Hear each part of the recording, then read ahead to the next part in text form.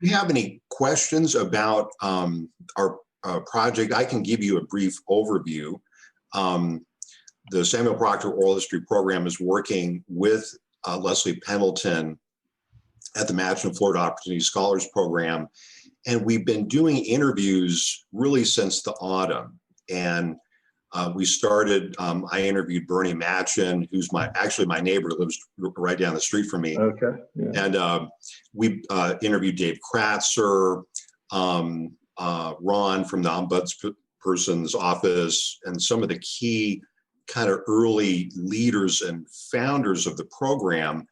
And this semester, we're transitioning to interview students and alumni, so current students of the program. And we, every semester in the oral history program, we teach an internship special topics course.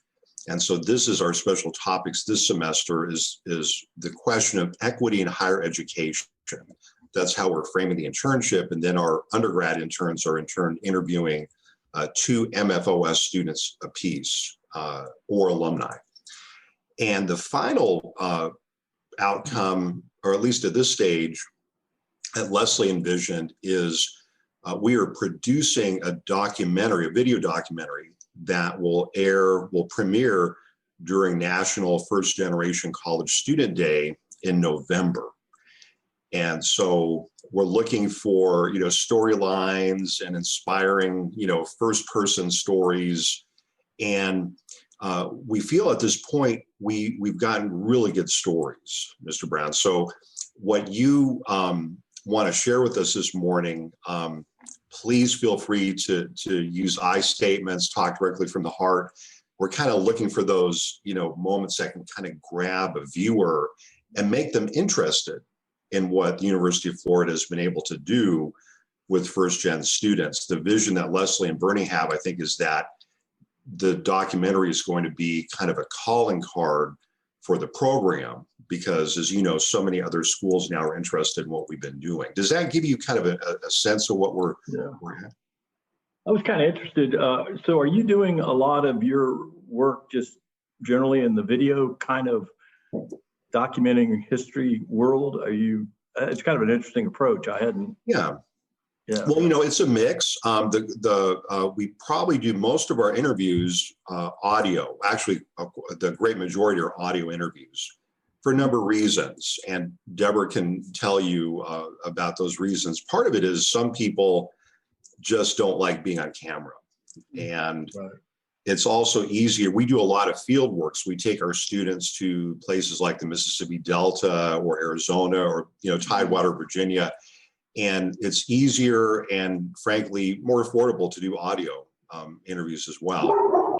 As we've transitioned to the digital age, the costs for video are still there. They're still generally higher. Now usually audio, sometimes video. We always do a certain number, even before the pandemic, we always did a certain number of interviews via phone because a lot of the people we interview are outside of Florida or outside of the United States.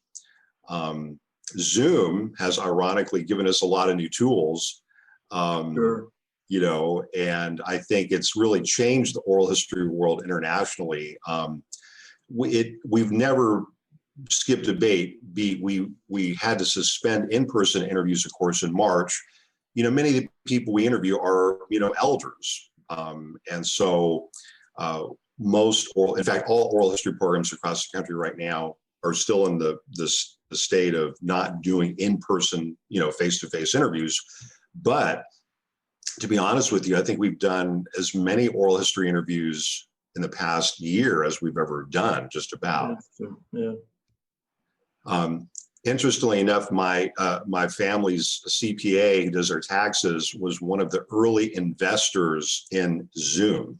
Huh. And he's so thrilled at the outcomes. In fact, when we did our first tax meeting last March, after the pandemic had started, I actually had to talk him through how to do the Zoom meeting. Because even though he'd invested in it, he's like, well, how does this work? He said, I knew it'd be a great idea, but can you help me get this set up? So now he does all of his meetings on Zoom. Yeah, it's just another example of, I was talking to I serve on boards, and we were having a strategic meeting, and I said, it's really about two things. It's about technology, and it's about technology. And the world is just where things have become disrupted by technology. It just seems to be it never ends. I mean, it's just incredible. And it's not, some of it's not so good, some of it's good, but I mean, it's one way or the other, it's disrupted. And I think higher education is going to face it in a bigger way than most institutions have. So I think that's kind of an interesting part about this. So. It is. That seems to be the key term we hear from our students, recent graduates, and the term disruption, right? That seems to be like our constant refrain. Yeah, it's an interesting issue too to me, because it goes to content of programs and how we educate people for the next. I think we've gotten in higher education more into a discipline approach versus teaching people how to think and how to analyze, and those skills about particular professions, whatever, are changing so rapidly that you can't keep up. What you can keep up with is the ability to analyze and adapt and do things. It's a big issue for University of Florida, I think, for it to look at its curriculum and what it's doing. So, absolutely, it really is. It reminds me of what we heard when I was an undergraduate at a small liberal arts college. I'm a first generation college student. I went to community college, and then after the military, and then a small liberal arts college, Evergreen State College. And what you just said, Mr. Brown, is exactly what we were told as students, that, because we didn't at Evergreen, we didn't have the traditional disciplines. I mean, right. We learned science, and you had all the tracks, implicit, pre-law, pre-med, et cetera, but you didn't major in one discipline. Mm-hmm. You didn't take one cookie cutter 3-credit course. You took a whole program, like a whole semester. So yeah, I'm starting to see the small liberal arts ethos, kind of beginning to trickle up to our level of institutions. Yeah, at the same time, they're struggling, as to survive financially. And, it's going to be, there's just it's a cost issue, it's an access issue, it's what's the right thing to do issue. But it's also coupled against, as being involved at the University of Florida, change doesn't occur easily. It just isn't. It's institutionally biased against it, and that's, in some ways that's been good, but in some ways it's difficult too. So be interesting. It'll be interesting. Yes. I was thinking about in getting ready for this call. I graduated over 50 years ago, so over 55 years ago now, I think. No, going on 55. And it's just interesting to me because University of Florida, to tie to the Machen, represents what University of Florida provided to me. Machen provided the bridge in my thinking, because Florida was, when I went to University of Florida as a freshman, it was $130 a quarter for tuition, all the hours you wanted to take. If you wanted to take 20 hours, it was $120 or $130, whatever the number was. Now the books were expensive.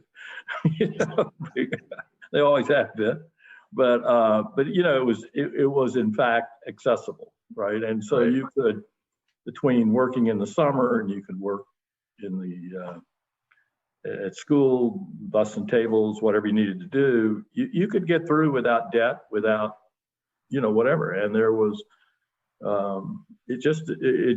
it was a very accessible institution, both, and at that time it was accessible in the sense of it wasn't as academically difficult to get in.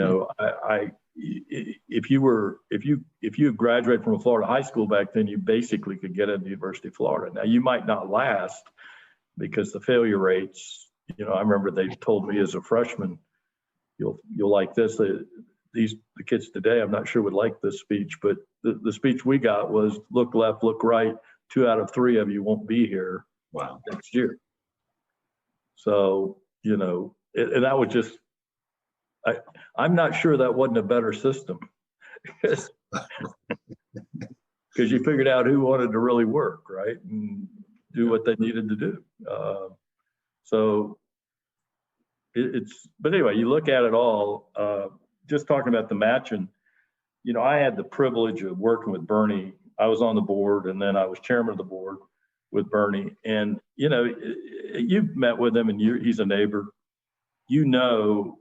What a brilliant man he is and what a great leader he is. I mean, he truly took the University of Florida and kind of set foundationally that which was required for the University of Florida to become what it's become today. In the last, I guess really 15 years, it's been dramatic as to how University of Florida has progressed on all kinds of fronts. And so, Bernie was, when I had come on the board, I was appointed by Jeb Bush, who was the then governor. And Jeb and I were very, very close. And Jeb had a very clear concern. At the time, I think his name was Ward Connerly out of California, had brought the actions to preclude affirmative action and had won legally on those issues and was able in California to adopt a constitutional amendment. And one of the things Jeb was very concerned about was having to fight that fight in Florida. And so what he wanted to do was set up, he challenged basically Bernie and then ultimately me to say, okay, how are we going to set this up to make sure we have access to kids as you push University of Florida forward? The state's going to grow. Just pure numbers are going to make it more difficult for people to get in. Little fact, I think when I went to University of Florida, this is interesting. You in history, you could get this number, but I think when I went to University of Florida, we were 5 million, something like that in the state. We're 23 million now. So pure numbers have, just the growth of the state has dictated a much tougher approach to getting in. Yeah. And so the question was, how did you provide access? And that was when, Bernie had the observation that, it wasn't that these kids weren't achieving at very, very high levels. This was an economic barrier. I mean, the tuition cost even for University of Florida wasn't the biggest challenge. The biggest challenge was just pure living cost, if you will. Yeah. And Bernie had identified that and figured that out. And I remember him talking passionately about it. And the more and more I thought about it, I thought, it just makes so much sense. And so we were, one of the people, I don't know if you've interviewed, but you should interview, is Tom Mitchell. And Tom has been instrumental in this program also. And we were basically, I forget why, but we were flying back from a meeting in Denver. And Tom and I started talking, and Bernie had, of course, gotten me thinking, motivated. And I said, look, what's it going to take to really, because we'd gotten some money from the state, but we knew we were going to have to get more money for this program in order to get the reach we wanted. And so I'm talking to Tom, and we started kicking things around. There was getting ready to be a dinner for the program. And I said, well, what if we come up with a gift that will be matched and become significant enough so that the fund, it will really kind of kick it off. And if you know Tom, once he gets the bit between his teeth and he has a story to go proceed with, he can't be denied. And he kind of took that, and I said, look, the only thing that my wife and I want to do is we want it named after Bernie and Chris. And there was a little method to the madness. One was I thought I knew how tireless they were working for this and doing this, but I also knew they would continue to do it into the future and provide that glue and it's always good to have good ideas, but they don't always last, right? I mean, to get them to endure and move forward, you've got to have people like Chris and Bernie continue to work and do what they do, and Tom. So I said, look, we would really like it to be named after Chris and Bernie. And as part of that, we had to go through and get some approvals and do this and that. But we were able to put that gift together. It was a matching gift. We had the dinner, we announced it. It all got published. And it was just incredible how people responded. And, the gift was matched pretty quickly through Tom's efforts and getting pledges and doing different things. And since then, Tom has just continued and Bernie continued to build on that program. And a little aside was when Bernie at one point was going to retire. And through some different issues, we'd gone through a search and the search was going well, but there was really a big interest in keeping Bernie because of the critical point where the program was. And Bernie, well, basically, Chris finally agreed that Bernie could stay. but Bernie agreed to commit to another period of time. I forget, it was 2 or 3 years in order to go accomplish some other things for the university, both in the state and at the university. And as part of that, it was interesting. I mean, we received unsolicited 7-figure gifts just because Bernie was staying, because this is a program that so resonates with people. When you tell people what the program is, it's just amazing how they react to it. And Excuse me for a sec. When you say Bernie's staying, now you were referring to him at one point. We thought he was going to transition out of the presidency, but then he's staying. He right? did. That's okay. correct. I just want to make sure. Yeah. Yeah, it was around. I lose track of the day, but Dr. Fox, let's see, he probably started in 2015 or something like that. I think so. I think in that range. So this would have been about 2012, 2013. And so Bernie bridged that next 2 or 3 years. And it was it was just impactful to have Bernie stay, because he continued with the program, continued doing what he was doing. But it was just very impressive to see how people responded to give money and give a lot of money to help this program. The other thing, I just, Kratzer, and I'm glad to hear you talk to him, because I thought he was a wonderful man in this program. And one of the things everybody kind of figured out was we weren't doing a good enough job of getting down to the schools to make sure these kids understood the opportunity was there, because it just wasn't there. I mean, it was a newer program. It hadn't been publicized. It was almost a too good to be true, because between Bright Futures and this program, basically kids go to school for free, not be saddled with debt when they came out. So it was really important for the university administration, including Kratzer and others. And I'm trying to remember her name, but the lady that's head of admissions, I can't think of her name right now. She's a wonderful lady. Yeah, I should know that. I can picture her. I can't think of her name. I can too. I'm sorry. I'm having a senior moment. But they really started figuring out how to get to the counselors, to get to the different people at the school level, to identify and present to these people in a way that they knew of the opportunity. And, I think that there were a lot of pieces that got put together, but that really has been very important. And then, the other side of it is, of course, as you've seen, you're a first-gen student. I was kind of half a first-gen student, because my dad started in the service. I started in University of Florida, and they got called into the military. He actually never got to finish college until he was in his 40s.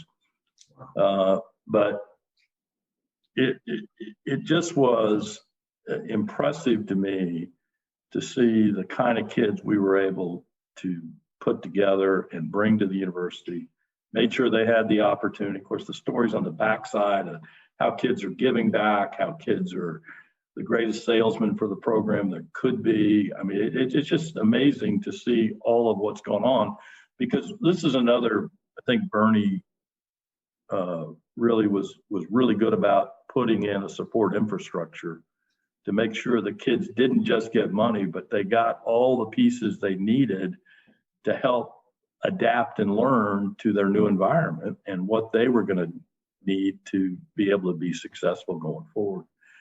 And so it's just a series, and of course, all the team that they put together at Opportunity Scholarship for doing all that. So I'm not just saying Bernie did all that. I'm just saying, but he knew that was important, made sure those pieces were there. Right. And then the other thing that was strategic, and you're part of the leadership at the university, and it was important to what we've accomplished academically for the school over the last 15 years that this piece got put in, because it was really a strategic cornerstone to pushing forward, making sure we had access, and making sure that we ensured the kids that were coming were all the kids that should be there, if you will. Yeah. At least had that opportunity. And that, that's hard to thread that needle. And that needle has, again, this is the brilliance of Bernie Machen. He knew all that 15, 20 years ago. And that's why I can't say enough good things about Bernie, because to me, the key to formulating success institutionally, business-wise, whatever, is to be able to see around corners and anticipate. Anybody can identify issues, but not anybody can identify them in time to do something about them. And that's really, there was a foundational plan about all these pieces put together that Bernie was able to formulate that, go out and work with the different interest groups that are present in university, as you know. I don't think there's a more difficult organization to manage than a large land grant university.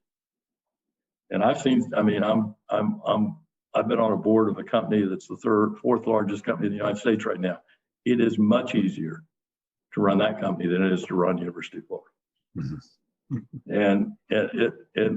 And that's not for all good reasons, but it's for reasons that exist. And but I think his ability to take those pieces and put University of Florida, to me, I'm very proud of the fact that University of Florida is now truly a preeminent university. And it's always had great students, great professors. It was but it just had to push to the next level. And more importantly, other people in the country now perceive University of Florida. We could always be very proud of University of Florida, and that was great. But it's the old story. Someone asked me one time, I told them something happened, and they said, "Was it on the 9 o'clock news or 11 o'clock news?" And I said, "No." I said, "Well, then it didn't happen." So that's a little bit like other people recognizing that you really are successful or preeminent, is that others have to recognize it. And I, Bernie's been able to put those programs together. Certainly the people that are involved with the university now are on that same path, and they're doubling down on it. And because, you think about it, this has been a 20-year program to go do this. It didn't all happen overnight. It happened a step at a time and so forth. And the two things that happened together was the University of Florida continued to march towards this level of preeminence, and the Machen Opportunity Scholarship Program grew right along with it and was foundational to its success. And to me, that's what I'm most pleased with when I look back at this. Is I don't believe we could have achieved what we needed to achieve for the university without having instituted and achieved what we did with Machen opportunity scholarships. Yeah. Well, Mr. Brown, now, as you mentioned, I mean, this program has really become a model for other, preeminent institutions around issues of equity in higher ed. But in the beginning, of course, none of us could have foreseen the success. Can you talk about you mentioned Tom Mitchell and Bernie's role. Can you talk about what you were doing, maybe together, or maybe describe an earlier kind of like elevator pitch you made to people who may have been a little skeptical? Oh, what are you doing here? It's never going to work. I mean, how did you really sell people on this program in the beginning? It was not. It was, as soon as you explained what it wasn't they were skeptical. They just didn't know about it. Once you said, look, this is for the kids that are qualified to get in. First of all, you had to know, and most people did, how difficult it was even then to get into University of Florida 15 years ago. It's gotten much harder now, but it was very hard. So, back then, let's say we had 30,000 applications, okay, for 6,000 slots in round numbers. It's a little more than that, but around 6,000. And the math of it was that about 15 to 18,000 of the 30,000, except for the perfect scores, were fundamentally statistically equivalent. And a lot of those kids who were very qualified couldn't get in even on their own credentials. But if you got admitted through all that, there is no logical reason that a kid shouldn't financially be able to attend University of Florida. I mean, that's what people understood. If you get into University of Florida, there is no reason that person shouldn't have the ability to go. I just never had anybody deny that premise. So, hold on just a second. I'm getting Oh yeah, please take your time. I'm getting some kind of security message here to make sure that I'm who I'm supposed to be.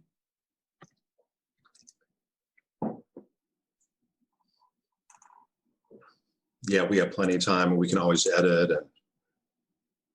But that's really, that's always been, I think, that some kid in probably tougher circumstances than most kids would have to work with have been able to achieve at that level.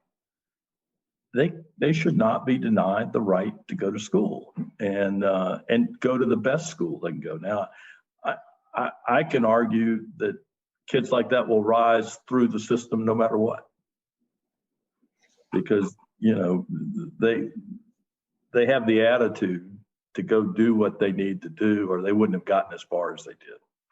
But the fact that you can then give them a boost, if you will, to make sure they go to what I think is truly a great university and have the access to that is just something that makes sense to people. And I have never, every time I've explained this to people and not only explained the simplicity with which it works, but more importantly, the numbers from it and what's happened as far as graduation rates, giving back.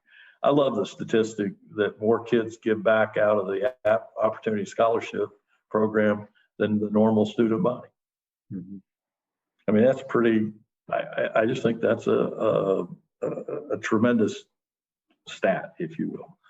So anyway, it's been very easy to sell. I think it was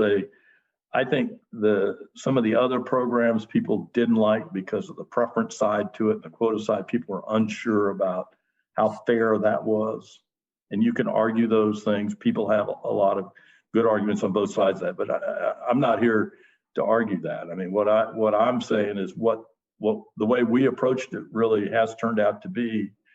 There's other ways, but that's just been a really good way to address the issue. And our stats show it in a as far as admissions and diversity and other things. So sometimes, you have to sometimes when you play pool, you have to have a double bank shot, right? And That's true. That's true. in some ways, I think that happens here. Yeah. Well, Mr. Brown, you mentioned the students, and once you get to know, one of the things we've heard from other narrators is, once you get to know these students, as they come here, as they matriculate and graduate, it really helps to emphasize to people why this program is so special and important. Can you talk a bit about your interactions or maybe some of the students or alumni that you've had the opportunity to see and kind of what impact that's made on you? Yeah, one of the things I haven't gotten to do as much is participate in some of the meetings and so forth, because just being busy, and a lot of it's in Gainesville. But from time to time, I've had the opportunity to mentor, if you will, not mentor, but counsel somebody who's been in the program, and they'll reach out to me and I'll talk to them about their careers and so forth. And what I love is, I have never met anybody out of this program that is anything other than optimistic and purposeful as to where they're going. And they're not going to get denied by the normal challenges of life or careers. I mean, they just are very purposeful. They are not cynical, typically. I think cynicism kills a lot of ambition. And so that's mostly what I've seen. But it's interesting, they're not sitting there about necessarily some of the things they didn't have. They're just thankful for what they do have and see a path to go forward and what they're trying to do really is make sure they're making the right decisions. Because, I think that's the fabric that is missing in some of the families that have not had kids be able to go to college and do things, is they haven't had the person that could put their hand on the shoulder and say, no, you need to take a left turn here, not a right turn, and you need to make sure you take care of this opportunity and those kind of things. Those are things that it's just hard if people haven't been there. They just don't have the coordinates to figure that out. So, I think that's a big issue. Yeah. But the program does a great job of providing a lot of that, right? I mean, not just through the opportunity to go to school, but there's a lot of people in the program that have been helping doing that. And what I find interesting, and I want to learn a little more about this because I don't know as much as I should, is how the peer group itself has become the kind of the compass for a lot of these people. Mm-hmm. I mean, because I think they've got a pretty close connection with each other, that is helping guide, and they're out 5 years, they can reach back and tell people, and these people know that they have the same experience or core experiences they do, so they can relate to what they're telling them and so forth. So I think that's another part of the program that's become, I know it's going on. I'm not sure why it's working the way it's working, but I think it's working well. I think you're right, Mr. Brown. And one of the things we can do. By the way, my name is David. I don't know why. Oh, okay. Oh, yeah. I apologize. I should have corrected you sooner. Oh, no worries at all, David. And please call me Paul. And one of the things that we can do is we can share the interviews with you, David, that we're doing with some of the students and alumni.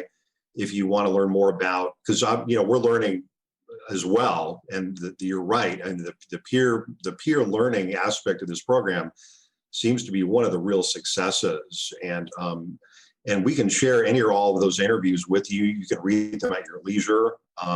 And eventually all of the materials will be deposited at Smathers Libraries, at the digital library collection. So, right. But yeah, we can share those with you. It's been a great learning opportunity for us. What is, David, one of the things you mentioned earlier, if you wouldn't mind us going back a bit, you talked about Bernie Machen's very important role, Governor Bush.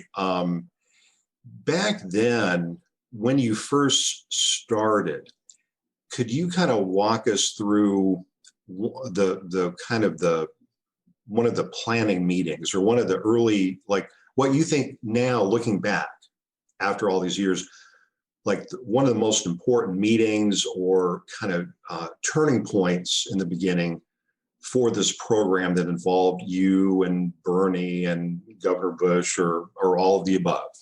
You know, I think I think it's an interesting question because it's kind of what came first, the chicken or the egg, right? I mean,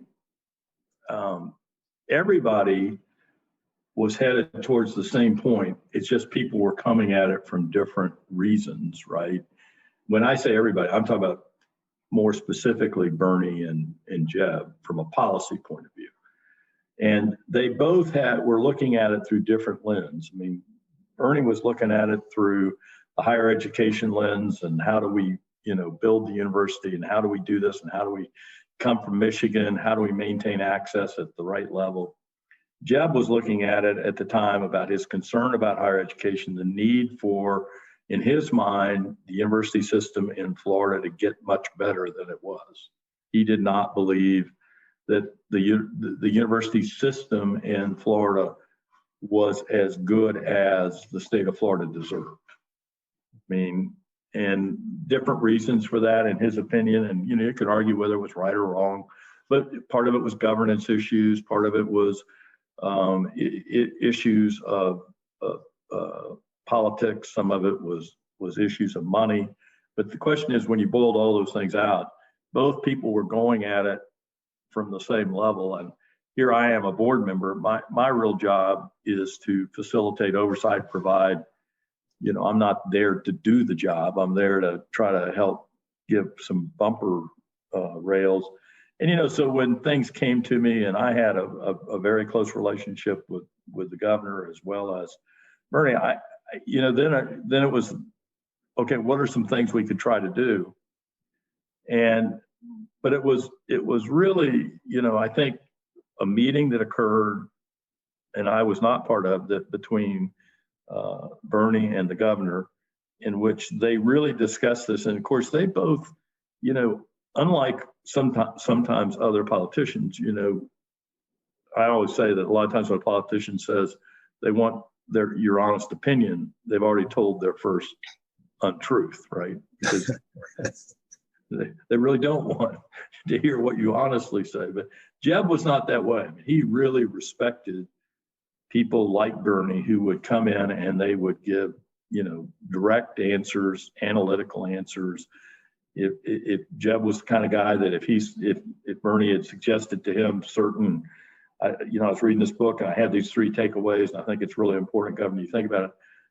Jeb would ask for the book and go read the book, and then he'd come back and say, well, I read it and I kind of took this. I mean, he had real intellectual curiosity as to these issues. They had that meeting, and Bernie said, look, I think I can go make this concept work, but I'm going to need some money to get this started. And Jeb thought about it and got supportive and put into the budget money to do that. And that's really, that was the physical, I think, catalyst, the money and the idea, because, we all can have good ideas, but if you don't match some capital up to them, it's tough to go get them done. So I think that was the key issue. And then it was a issue of refining it and how do you do it? And then how do you make it endure? How do you put a program together to, make sure the structure is around it? That, it's always more complicated than the first thought. But I think that original meeting where the concept of what Bernie had in mind to address the issues Jeb had, and then the combination of putting money behind that idea and the governor supporting that. And then, of course, the governor made sure that I got through the legislature and got passed and got started. Unfortunately, we didn't get it as a recurring. I want to think originally we thought it was going to get to be a recurring commitment, but that was not able to happen. I think we only got it 1 year. And I don't even remember the amount. Bernie would remember. I think it was 20 million or something like that. I think, yeah. Well, to get it started, you have to start somewhere, right? Right. Exactly. And then it's been throughout the idea. It's been Bernie and Chris carrying this forward, and it's been a great team of people at the Opportunity Scholarship Foundation, I guess, what you call it. They're tireless about this. They have continued to work, and that's why Tom continues to play a big role, Tom Mitchell, because of his, as you know what he's done for the university as a whole. He's just been a outstanding individual in all this, and he's got a great spirit about him. And there's certain things you flash a card in front of Tom about certain issues, and you don't have to. He's gone. He's taking the bit between his teeth, and he's going to get it done. And so those are I was thinking about this call today. I mean, the thing that has so impressed me about this is how this program has endured, grown, and flourished. I mean, I think it's just kind of, I don't see it becoming less impactful anytime soon. David, you mentioned earlier preeminence and the fact that now the University of Florida is seen as really one of the top universities in the nation. And it's really, there are many different reasons for that, kind of the rise and rankings and reputation. And I'm intrigued by how you connected that to the Machen Florida Opportunity Scholars Program, because a lot of people, so-called experts, when they think about rankings of universities, they're not thinking about, well, how many first-generation students go to that college or university, right? They're thinking of certain abstract things. So how do you, as a leader of University of Florida for so many years, connect the first-generation piece, the Machen Florida Opportunity Scholars piece, into preeminence? Why does it matter for the preeminence of our university? I think there's two aspects. I think the first is just the aspect that, as I said, these kids got admitted on their own credentials. And you want to be preeminent, you got to get the best faculty, best students. I mean, you got to get the best. And if you're not getting the best, you're going to have a hard time getting to where you need to get. So that's the first part. And the second part is, it is self-evident that of various approaches, backgrounds, diversity, ethnicities, all of those things put together the best. And the fact that this program is instrumental in helping make sure that occurs is why one of the reasons, one of the foundational legs of preeminence. But it's all about the best, right? I mean, these kids are the best. And the question is, we have to make sure they have the opportunity. And that to me it's just simple. I mean, it's that these kids got in, they achieved, and by the way, they probably achieved, I like to boat. I mean, they achieved having some sea anchors, probably they're having to drag along in their boat because of background and lack of opportunity in other ways. But these kids did it. And those are the kind of people that you want, whether you're in a business or in a university, you want the best. Those are the best. I mean, I think it's true at every level of the university. You want the best administration, you want the best professors, you want the best students. You can't otherwise do this. I mean, we can throw all the money in the world at it. It wouldn't matter if we didn't have the best. Yeah. So, Dave, as you think about the development of the Machen Florida Opportunity Scholars Program and all of the growth that's occurred, the students who are now alumni, and you mentioned earlier giving back to the university at a higher rate even than their peers. Right. What are your hopes for the Machen Florida Opportunity Scholars Program in the future, 5, 10, 20 years from now? I think its greatest opportunity right now is, well, I guess internal and external. Internal, it's to continue to be at or above these levels as far as participation, capital, and access, so that we don't have the situation where kids that otherwise qualify don't have the opportunity to go to university floor. I mean, they should have that opportunity. And so as long as we keep being able to match those, I think there's some issue, that as higher education gets more expensive, there's other economics that are going to come into play in a broader range of class that we're going to need to address. That's a different issue. But as far as matching program, I think opportunity scholarships, I think that's it. I think externally is what you addressed. I really think this is a great template for other schools to work with. And I think it's, most good ideas are pretty simple and straightforward ideas. And this is not complicated, and it has we've got a great history to show people, to get people to look at it. Because I think there have been a lot of other programs that haven't worked as well as they should work. I mean, whether it's in business or in the higher education level, I think that people, how you eventually make sure people have opportunity is a challenging thing to do. And there's different issues. I mean, it's so complex. I'm not even sure, you and I, we could sit here for a few weeks and not make much progress on it, I don't think. But this is a program that has made progress, very remarkable progress. And I would love to see at some point us take some effort to go try to institutionalize this on the federal level. I'd love to see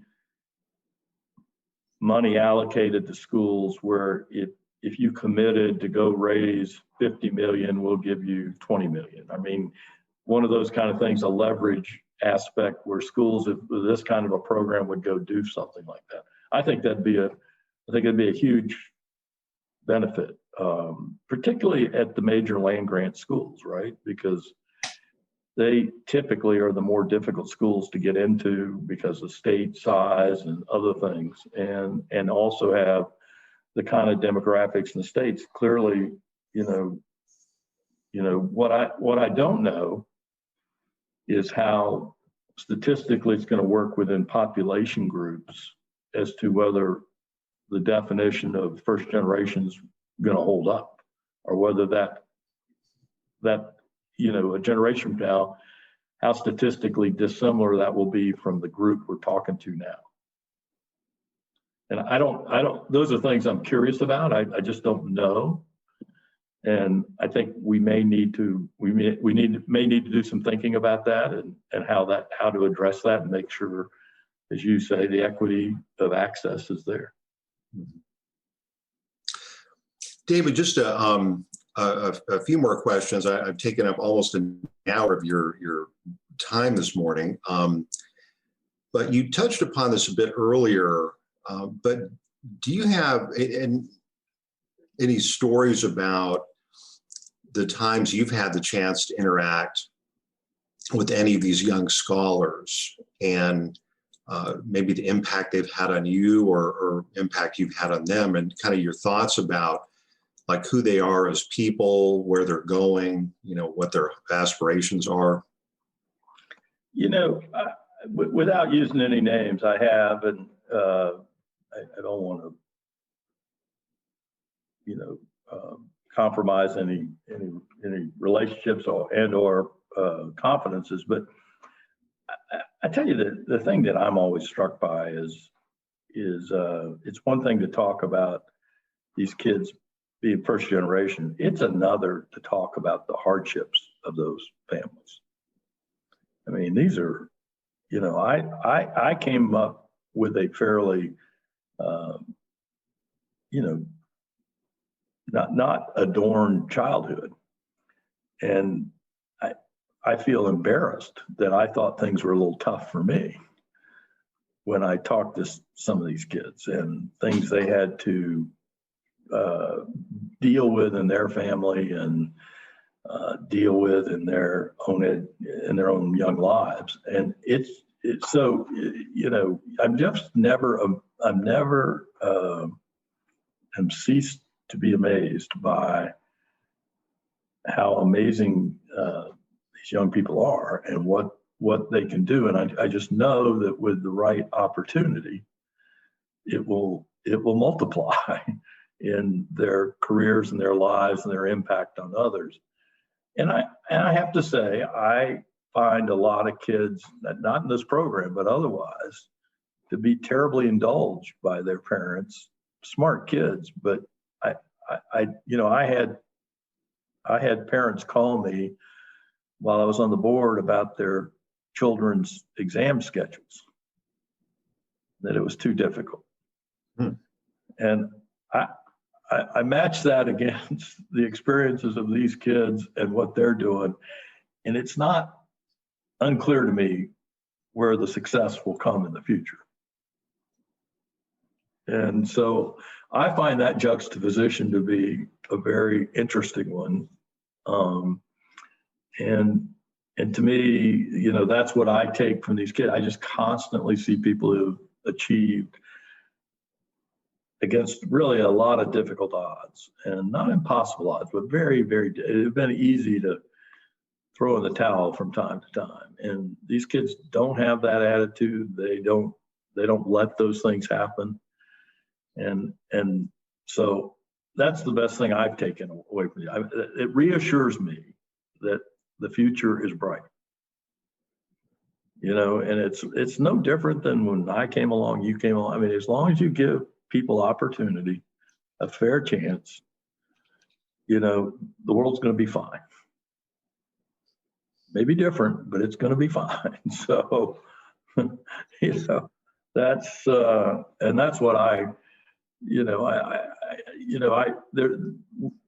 we do something in practicing law. One of the areas we practice in is estate planning, and it's very interesting to me. There's a saying, and that you probably heard, but it's basically shirt sleeves to shirt sleeves in 3 generations. So, you know, you can't assure your success because of your standing. You can only assure your success through opportunity. Exactly. Well, the challenge though, Dave, wouldn't you agree with this? The challenge though, I mean, that's true. Everyone, regardless of their politics, would probably agree with that. But the challenge is, well, how, and this gets back to how you started us this morning, how do you achieve this at a big institution like a university where change doesn't come easy, right? Yeah. But I also think there are certain rigor that has to be applied, right? And I believe that, and I also touched on earlier, by the way, and I believe this, I think that the academic rigor at University of Florida has to get harder in order for it to get better. And I think that a lot of the kids today are not necessarily going to embrace that. And when I say it's harder, I think it's, you know, I think if you go to University of Florida, you should not be able to dodge calculus, physics, foreign language. You know, I think if you're that smart, you are, or you wouldn't have gotten in, you have to go through those things and learn those skill sets at a high level to help adapt to whatever happens in the future. And I think the question is, who's going to be willing to do that? Right? And right now, our biggest benefit as University of Florida is we're the low cost provider generally, right? We're pretty affordable no matter what. And the fact that we can provide the fact that we'll be able to provide that kind of education is going to be very, very important, because, you know, those are the people that are going to be successful in the future. and they're going to come back and give back to the university and help build this university for the next 100 years. I mean, that's my theory. And I was amazed at how, I mean, I was just amazed at how competitive University of Florida has gotten to get into. I mean, and when you really start looking at and I'm sure you have the statistics and everything else, it's pretty daunting, right? And so again, I come back to the fact that kids from difficult backgrounds can get into University of Florida. Then all we need to do is make sure they have the opportunity. And the other thing we need to do is make sure that not only they have the opportunity to go to Florida, but that the quality of the education is as good as advertised. And I think that's the challenge right now that we're going to see in higher ed is I see too many kids coming out of Princeton's, the Harvards. I mean, I see too many of them who have not gone and gotten exposed to the most difficult of the curriculum.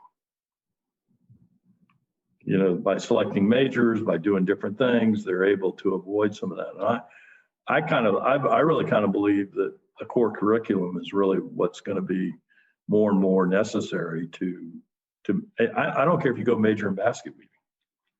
You know, it doesn't matter, but you should have these core curriculum that you learn to be the best basket weaver that ever happened, right? So, and more importantly, when basket weaving goes away, you have skill sets to go adapt to whatever else you need to do. And digital basket weaving. yeah, exactly. So, I look, those are the things that motivate me thinking about it. And it was interesting when I was. I'll just say this too. One of the things I love sports. One of the things when I was on the board, I really did not involve myself in the sports part of the oversight because sports programs have plenty of proud fathers, right? I mean, but the academic side and the access side, that is the heart of the university when it's all said and done. And, you know, sometimes we use sports for good reasons to help promote the university and help, you know, do different things and provide other opportunities. But the heart of this university is going to be defined by who comes, how well they do, and how well they do in the future. And, you know, I think that's where this program is in my mind, a core part of the success of this university. And I don't know that we wouldn't have addressed it other ways. We probably would have, but this way seems to have worked very well. Yes. So, I mean, I think that, I had the two people that I think really caused this program were really Bernie, and then two, Jeb, because the two of them approached it from positive. I happen to be able to get involved and facilitate some things and do some things, and have always been supportive. But you know, I have to they get the lion's share of credit for doing all this. They're really two amazing people who intersected for the benefit of the University of Florida. And Jeb will not admit this, but Jeb wasn't the biggest University of Florida supporter before he became governor. And one of the reasons was that you know, he just had never, he thought that the university had somewhat of an entitled mentality. And he didn't like that. And, you know, so he became a much bigger supporter, but, you know, we had to prove a lot of things to him that we were not that. And this was another piece of that. And so he became a huge fan of the university. He was a huge fan of the university system. In his heart, though, he was a University of Miami fan because he used to go to all the games with his kids every Friday night and see all those. And so, you know, he was always a big supporter of that. But he became a big supporter of University of Florida, big supporter of Bernie Machen. So we won't hold it against him. He's a University of Miami supporter also. We have a big tent, right? Yeah, we do. That's right. All part of the state. Where did you get your graduate degree from, Paul? Duke, and I went to Duke to do my history PhD, and it was actually through a program that it was actually funded by NEH and by Duke to really recruit first generation students into the PhD programs. And so yeah, I grew up in a shipyard town, Bremerton, Washington. Did you really? Oh yeah. So, my father was a double, he was in the Marines and the Navy and worked in the federal shipyard for 35 years. And we just, in a shipyard town, we never talked about college, that just wasn't, it was all military. And it's funny because when I came back to the United States after, my service in Central America, I started realizing, wow, all these colleges are not really that far away from where I grew up. Like University of Washington was like a 60-minute drive, really. But we never thought about it, David. It's something you mentioned earlier that our parents, my dad, frankly, was just too busy working to keep a roof over our heads, to really, he had a 7th grade education, as a Hispanic boy growing up, you generally left at 7th or 8th grade to help support your family, right? And so we didn't have any outreach programs that I know of. But looking back now, I'm really happy my community college is doing a lot of outreach in the area. In fact, I'm giving a lecture next month at Olympic College, is my alma mater from my 2-year institution. But you're right. What you said earlier about the outreach piece and high schools is so important, right? Yeah. It's staggering how unaware kids can be and families can be as to what opportunities might exist out there. And it takes nurturing and work at it to really help develop it. And that's interesting. My dad, by the way, was in the military for many years, and I was in the military. And military life is an interesting situation, right? I mean, you're in a very insulated world in a lot of ways. But I tell you, it was a great experience for me growing up, and we moved a lot, and it wasn't hard for me because I played sports, and that was always an easy thing when you got to the next school, and you could, garner new relationships.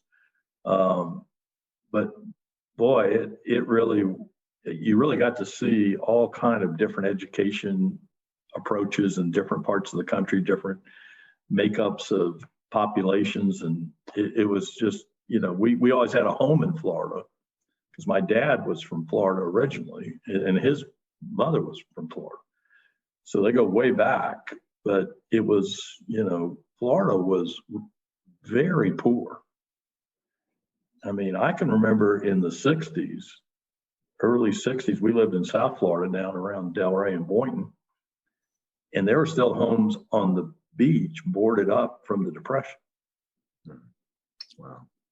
And it was largely agricultural community all in South Florida, just except for the few winter residents that lived over on the beach, but everybody else was really connected to agriculture, and mostly it was either dairy farming or truck farming, because that was, a lot of the land wasn't very good, and the land that was a little more rich was truck farming. But it was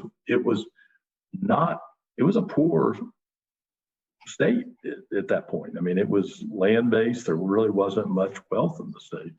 And you look at today, the demographics of the state compared to what it was just, half a century ago, it's pretty amazing. It's astonishing. My wife grew up on a farm in Homestead. Oh, sure. And of course, the area that she grew up, the farm has not been a farm for many decades. But did they grow tomatoes? Yes, they were truck farmers. Yeah, tomatoes. Yeah. They were part of a growers cooperative that sold to kind of regional supermarkets, and but then kind of went under when a lot of the big supermarkets started getting vegetables and stuff from other places. But yeah, when we go back to where my wife grew up, she's just astonished, and as you said earlier, good and bad, right? That area was part that area of Homestead was actually like in the leading edge of the real estate bust in '07, and so it was like it went up and it went down. But yeah, Florida is really, and when I tell my students, I said, Florida up until World War II really has the same social indicators, GDP, et cetera, as Mississippi, really. Yeah. And they can't, they're like, that can't be true. It's like. Yeah, no, I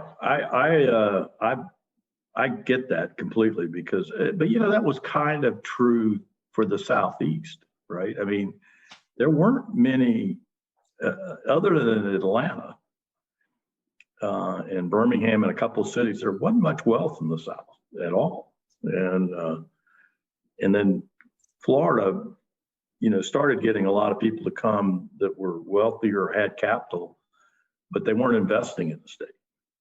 That's what, to me, is the biggest change in the last few years, is these people are coming now to live, and they've been chased out or they're leaving for whatever reason, New York and other places. And it's amazing the businesses that are coming and the wealth that's coming. We did not have that till recently, where the real headquarters and other things are coming. I truly believe South Florida particularly is going to be really the financial capital of the United States, if not the world. It will parallel New York. I don't think it'll replace New York, but it will parallel New York and will have as big an international presence, particularly in South America and other places. And it's there. The capital is there now. And that was not the case until really very recent. And a lot of talk about it, but not really the case. If you think about actual headquarters in Florida, and that's a big indicator of really where things are really happening. I don't know if you've heard this, but this is a big issue. I think Disney is very close to relocating to Florida. Really? Coming back to, not coming back, but coming to Orlando. Wow. And Disney, of course, has had as much impact on Florida as anything, right? But Disney moved most of its leadership to California over the last 30 years. And now they're saying enough, it's too hard to do business here.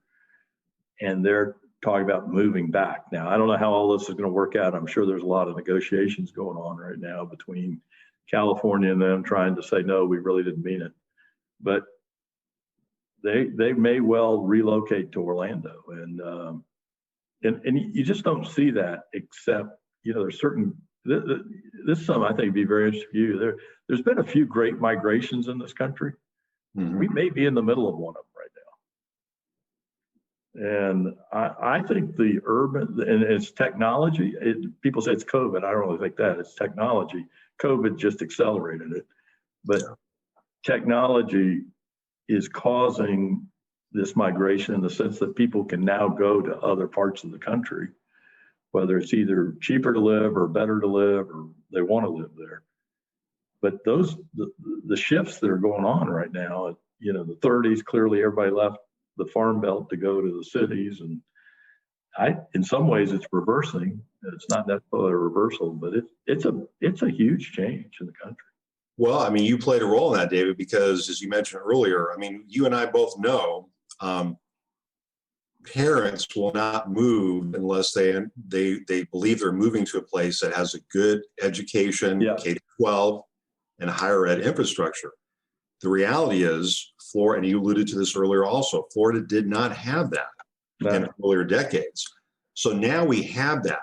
So that was a missing piece, right? And because I have a lot of friends in Los Angeles who, if they heard what you just said, they'd be like, oh, no.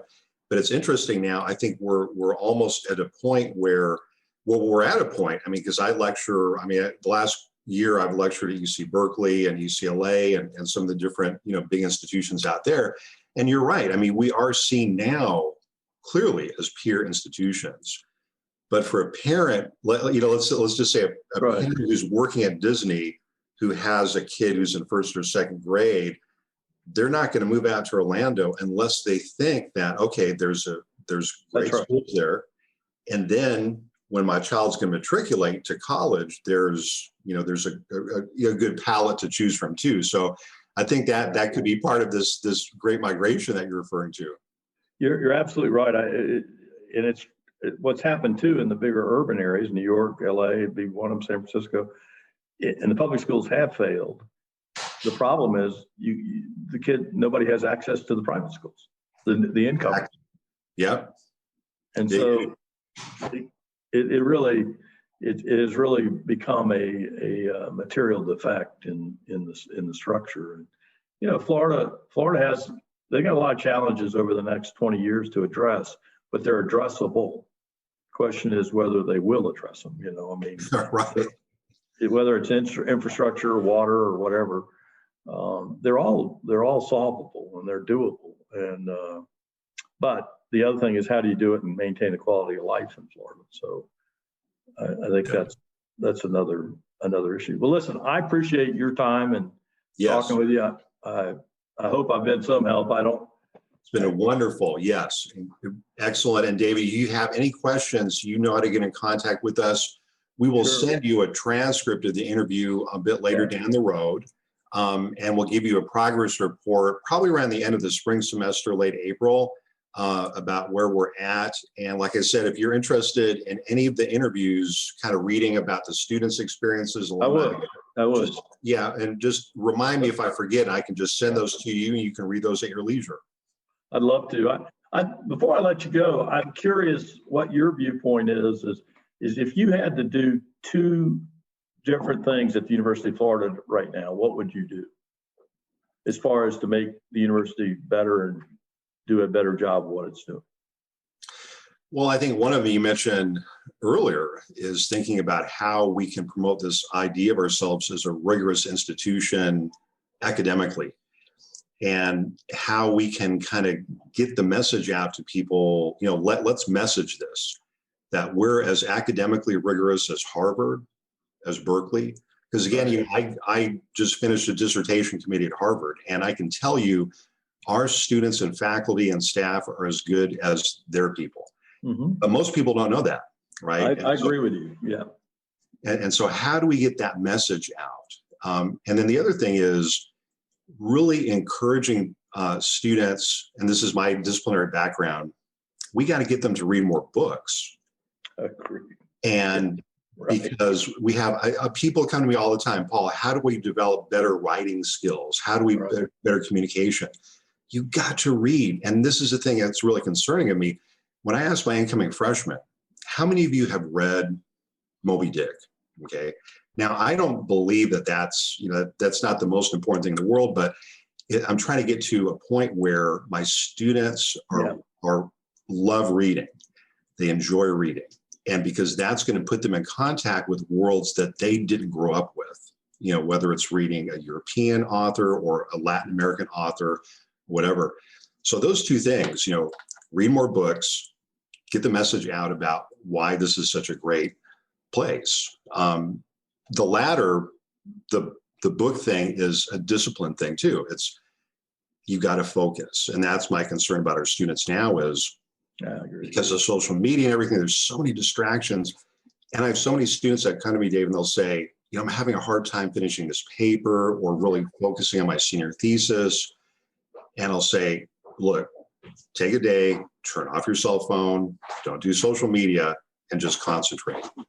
And it's interesting.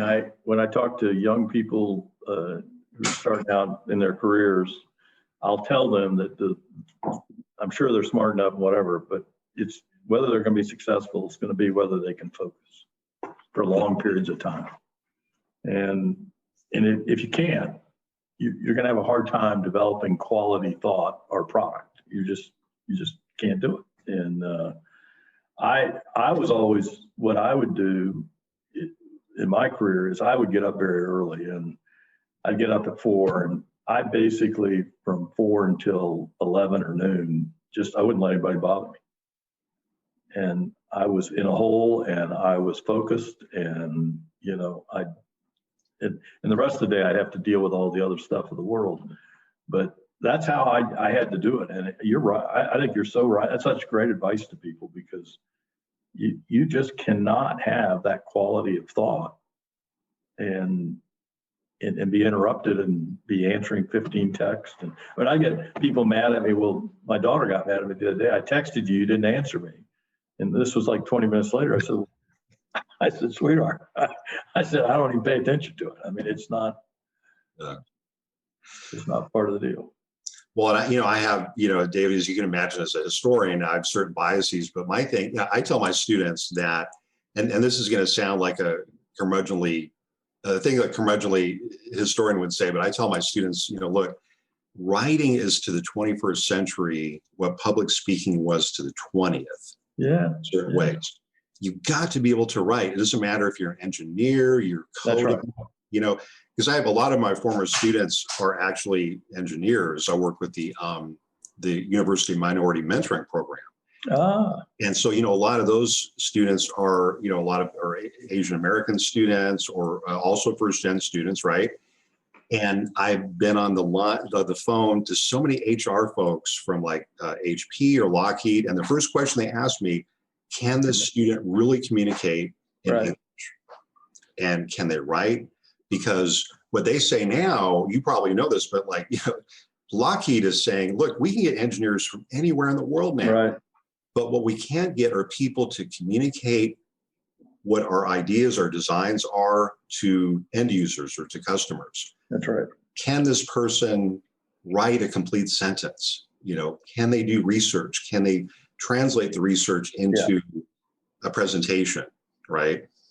Yeah, listen, I majored in accounting in undergraduate, and I was a really good accountant, but I had done a fair amount of public speaking in high school, so that skill had kind of been developed, but my writing skills were terrible. And the military really helped me. Because as a young officer, you had to learn how to brief and present, and they got rid of a lot of the extraneous stuff, and you had to really focus on what you were doing.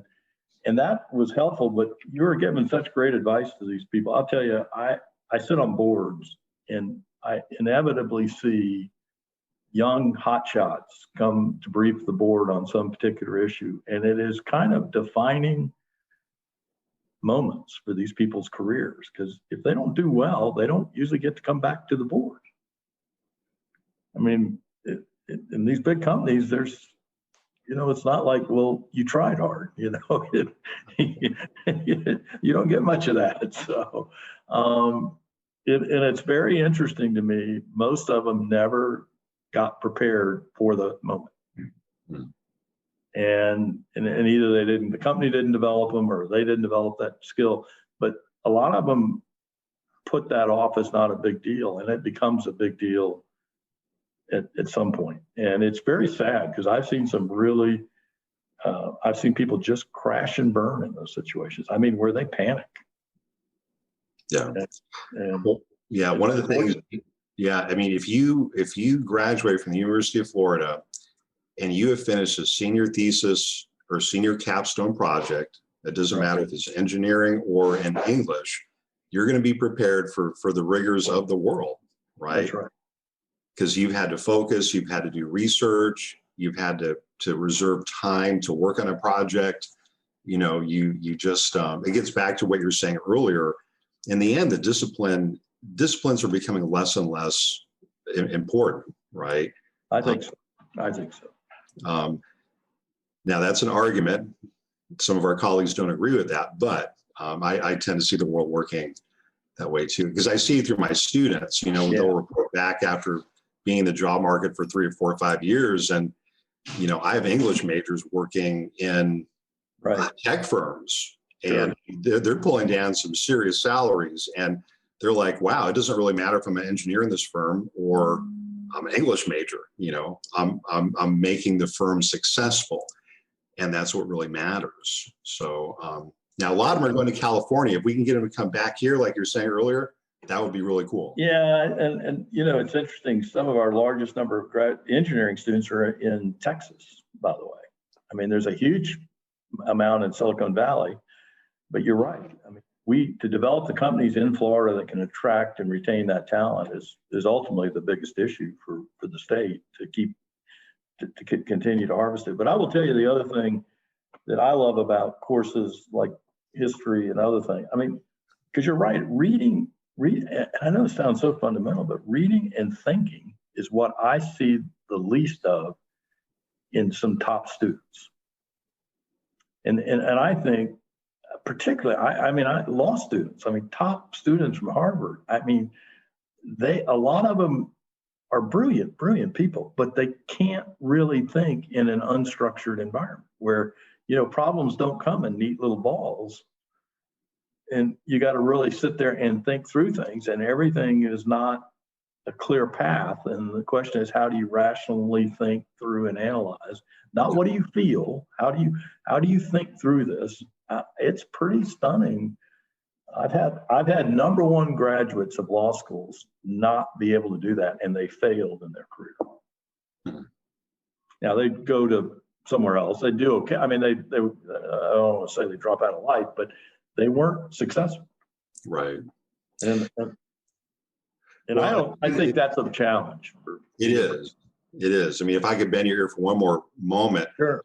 Part of that too is from the humanities perspective, what we've seen is, and I know this is state politics, but the number of credits that high school students can, kind of take and opt out of taking courses at UF.